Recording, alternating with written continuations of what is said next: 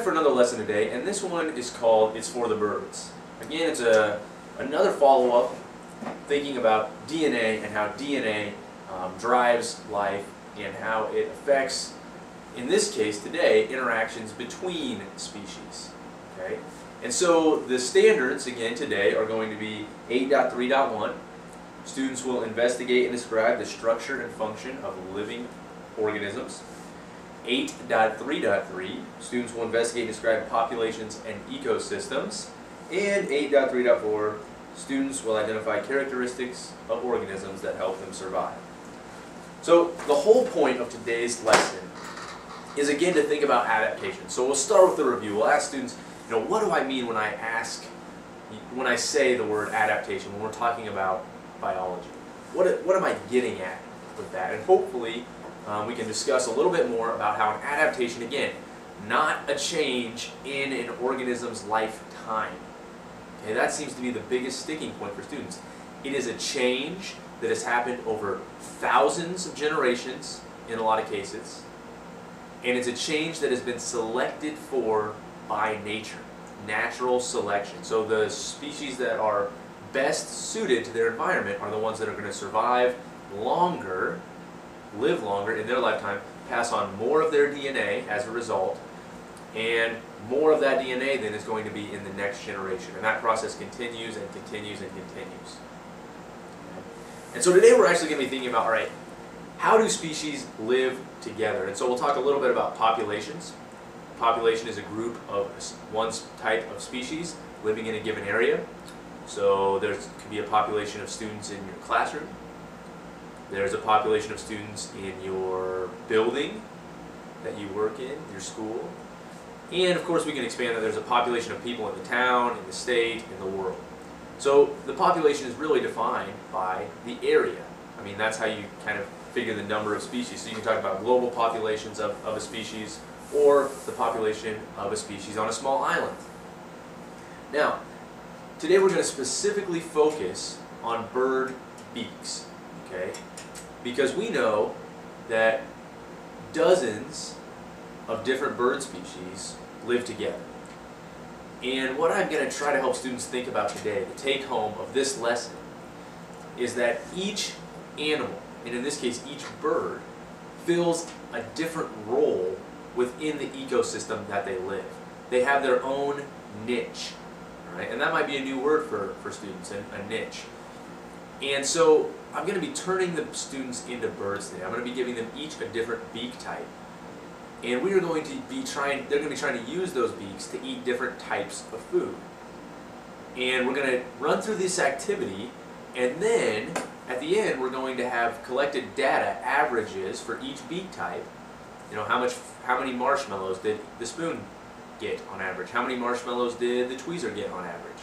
And we're going to take that information and try to figure out, okay, what bird, if these were birds, what niches would they fill? What foods would they eat? Types that I use for my activity is a clothespin, a tweezer, a toothpick, and a spoon. There's lots of possibilities. I've used a pipette in the past and sent out liquid as one of the foods. So there's lots of different things you can do. Basically, this is how it should be set up. There should be 4 students in a group, okay? And each of those students is going to have one of these types of beaks. And so they're all going to be sitting around this table. You're going to put the one type of food on their plate. Each student has their stomach, a cup, and they have to try to get the food from the plate to their stomach. All right, and this is timed, so I'll maybe give them 30 seconds. These are Skittles here, and obviously the tweezer is having quite a tough time with it, but it's not bad. Now the reason I use a cup, and if you can do the activity without a cup, but a cup makes it better because otherwise there's a tendency for students to want to just scrape this stuff off the plate in front of them. And the cup actually makes them lift it off the plate. Alright, so the clothespin will be trying to do it. The tweezer's obviously going to have a really tough time with Skittles. And the spoon, okay, in most cases the spoon is going to be the best beak at getting the most types of food. So that's how the setup works. So I'll give them 30 seconds to do this, and then we'll stop. After 30 seconds, each person is going to use a data sheet, which can also be found right below this video, to record the information in their group. How many did each beak type get? And then while they're doing that, all right, you can move on to giving them the next type of food. Okay, so the problems, and this is not, it doesn't have much to do with science, but the problems when you do this with kids is that whoever gets the spoon is going to get a lot more food than the other beak types. So I've solved this problem two ways, and both ways have actually worked pretty well. Obviously, the one way is after they count up an average, how much food, or count up in total how much each person got, everyone puts their food back on the middle plate, and then they just divide it equally into 4 parts. Everyone takes that food, puts it in their cup, or eats it, and they're ready to go for the next food type. That's a pretty simple way to solve the problem. Another way I've done this, and it actually happened on accident, one teacher just had their group set up so that there was a group that had all spoons, and a group that had all tweezers, and a group that had all clothespins, and I didn't realize it until we'd gone a few rounds. And it actually worked out pretty well. It was easier to find the average for the spoons and the tweezers and the toothpicks. In fact, every round, they just each group would just find their average, and then I would just go around and they would tell me their average, and I'd enter it into our bird beak data spreadsheet, which is also right below this video, and that automatically produces a graph that shows how much each bird, how much of each type of food each beak got. And so that's another way to solve it, actually, is to have all the spoons together, all the tweezers together, all the toothpicks together, and all the clothespins together. The data isn't quite as good, but you get the same ideas basically in the end. You get close to the same niches for each beak type. But I really prefer the dividing it up after you found your type and get the different beak types all in one group. And I think that gives a little better idea of how it is, what actually happened in nature. Alright, so that's the way this one's going to work. And the biggest things, again, the biggest take-home message on this one is that animals oftentimes, there's not direct competition for resources. And that's kind of counter to what we might think of in nature. We might think that it's a dog-eat-dog world out there, and you've got to compete for your food and your resources. And the reality is that there's enough jobs, enough different niches for animals to do that they don't have to compete absolutely directly with every other animal.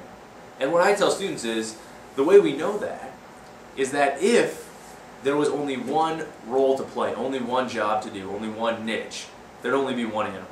Because the animal that had the best ability to do that job in that particular ecosystem would eventually take over and outcompete all the other species, because they would have that superior DNA. And that would get passed on through the generations, and they would just continue to outcompete. And a place that we can see this is with what's called invasive species. And so, you have a native ecosystem, imagine a prairie, and all of a sudden a new species is introduced. And this new species has a superior ability to compete, with the native plants or animals. And they can outcompete those native plants and animals and eventually destroy a native ecosystem because of their ability to outcompete these other animals that are filling the natural roles in this otherwise natural environment. Until this invasive species is introduced, everyone's it's a fine balance. Everyone's kind of doing their own thing, filling their own roles, their own niche. You get an invasive species thrown in, and all of a sudden, the native species just can't compete, and they get beat out, and oftentimes can become extinct. So there's lots of different examples of invasive species, lots of plants and animals, and that would be a really good way to extend this lesson, to think about, all right, what happens when there is direct competition between two species for the exact same resources, the exact same jobs? How does that work, And so I think that'd be an interesting thing to think about, especially look in Nebraska specifically for invasive species and have students do little research projects on those invasive species. That would be an interesting way to continue this. Another interesting way to extend this lesson would be to have students put out different types of bird food, different types of bird feeders, and see if certain birds prefer certain types of food and or certain types of feeders, and then start to look at those, start to break down the information. All right, which birds seem to prefer which feeders, and what features do those birds have? What adaptations do they have? What do their beaks look like? How big are they? What do their feet look like, maybe even? And how do they, how can they hang on the feeder? How does it prevent them from hanging on the feeder? And start to think about, how could we create a feeder specifically for one type of bird? I mean, make this an interesting research project for students that actually has an application. If you want to feed specifically cardinals, what sorts of things do you need to do to make sure that cardinals are going to prefer your feeder and other birds are going to have maybe a tougher time getting to your feeder? So there's a lot of really interesting extensions to this, and I think that you and your students can have a lot of fun looking deeper into birds and their beaks and their adaptations. And it's a really simple one to do, because all you have to do is put out some bird seed in front of your classroom, especially in the winter, and you'll see all kinds of birds flocking to those feeders. So this is another fun one, and students get to eat a little food. That's always exciting, but again, we don't want the message to get lost in the food. We want to make sure that students are still thinking about this idea that animals fill different niches, and that there's not direct competition between animals as often as we might think. And again, let's, as much as we can, link it back to this idea of DNA, that species have changed over time to fill those different niches. Okay, well, we'll see you next time.